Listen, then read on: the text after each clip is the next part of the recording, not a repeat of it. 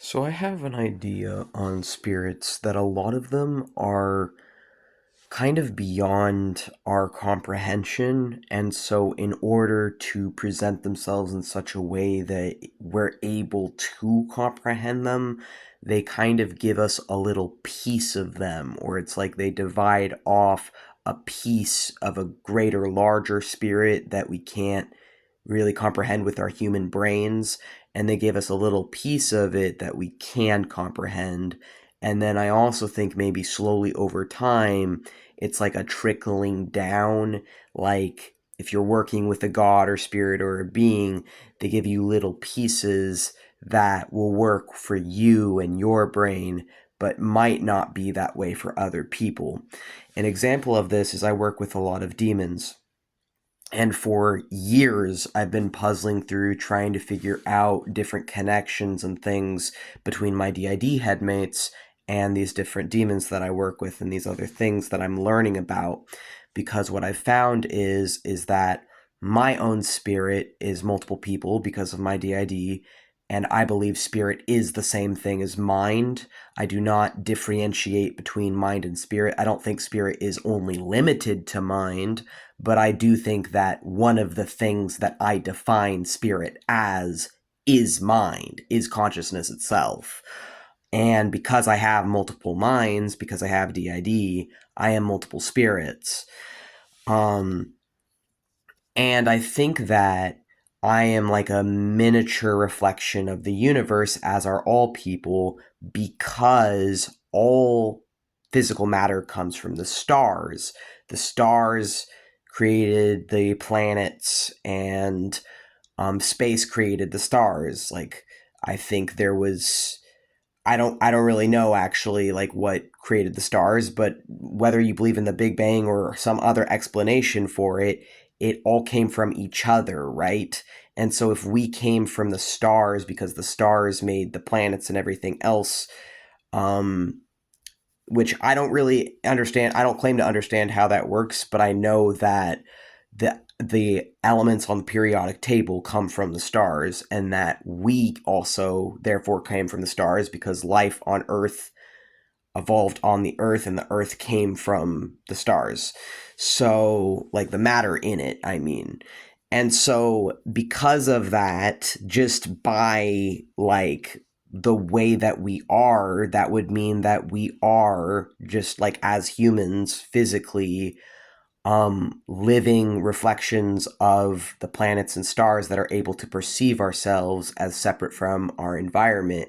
We're able to imagine things as humans. It's one of our greatest qualities, is the ability to imagine things beyond us.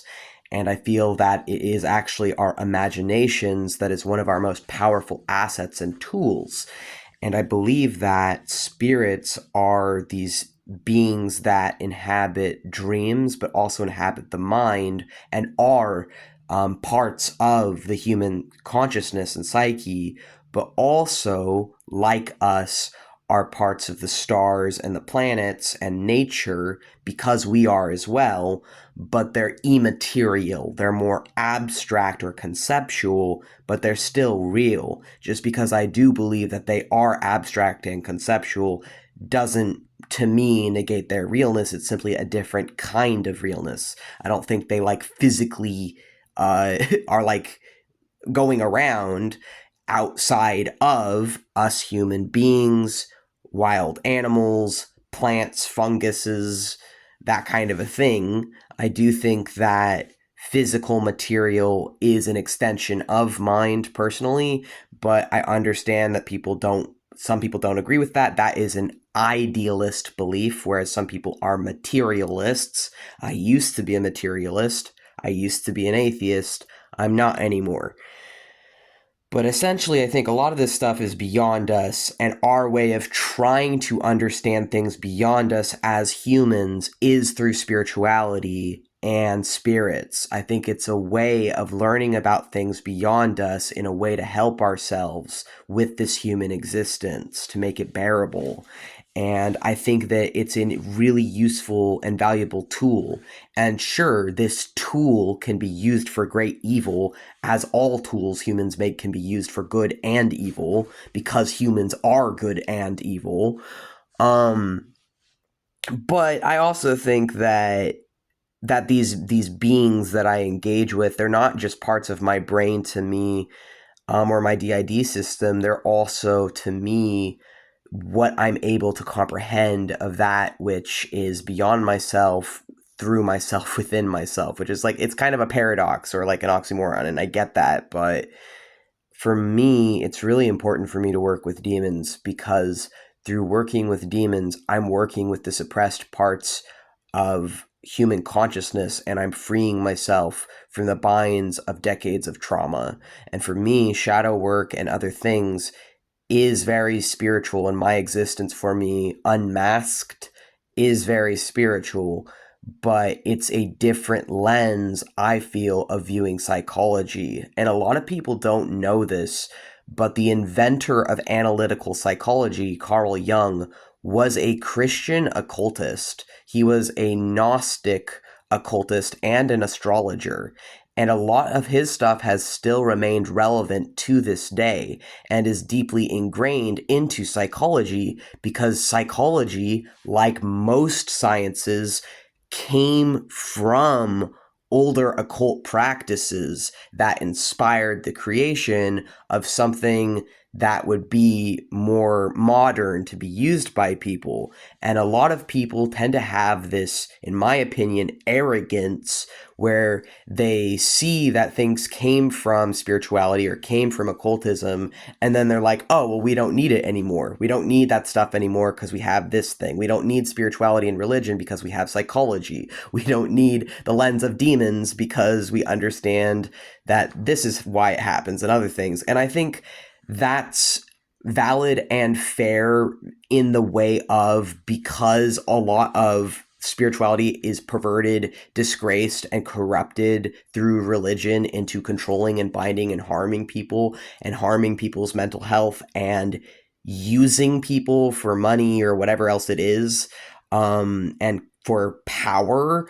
I understand, as someone who used to feel that way, who used to just write it off, why that is a belief people hold. But I also feel like, as someone who now is very deeply entrenched in this stuff, who's also escaped multiple cults, left multiple religions, that this stuff is a journey into your own self. And that makes it one of the most useful tools imaginable, just as the different sciences that came from the occult are also valuable.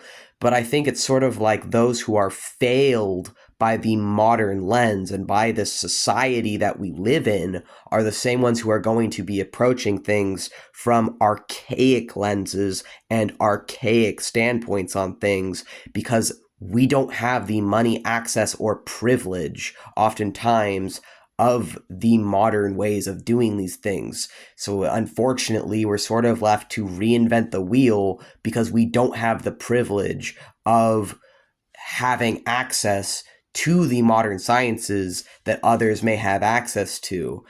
And also, since those sciences came from the occult practices anyway that predate them, to just write it all off as nonsense is disingenuous and ahistorical.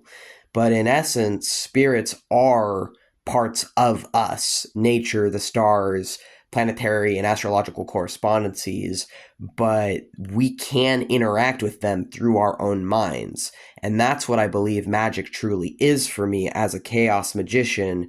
Magic is learning about my own minds and mind, and it's a way of exploring the people and places through myself. And of course, there are secular ways to do that. You can get into lucid dreaming from like a sleep psychologist standpoint, and I definitely am interested in lucid dreaming as well. I highly recommend anyone who is seriously interested in learning about lucid dreaming follow Daniel Love, the sleep psychologist on YouTube, who's written multiple books such as Are You Dreaming by Daniel Love, which I recommend that book as well, although I haven't finished it. But like, yeah, like there's like psychological, there's other non-spiritual ways of doing the same thing, but for me, as someone who was raised half Christian and half atheist, for me, I need to do it through the spiritual way. And I'm thankful that over time, the pieces of the spirits that I gain and that I have access to, I learn more about them and I learn more about myself. And I definitely don't fucking claim as a 25-year-old to have all the answers or anything, but because no one does, and especially not me, right? But I don't want to like self-deprecate with that last part, but I just mean I just mean that like this is what I need. And I think there's other people out there that would be really interested in this stuff. And I think that approaching it from a psychological viewpoint is really valuable. But I also feel personally that just because I do approach it from a psychological viewpoint, I am still theistic. And I wasn't always theistic. And it was in exploring my own minds that I actually became theistic.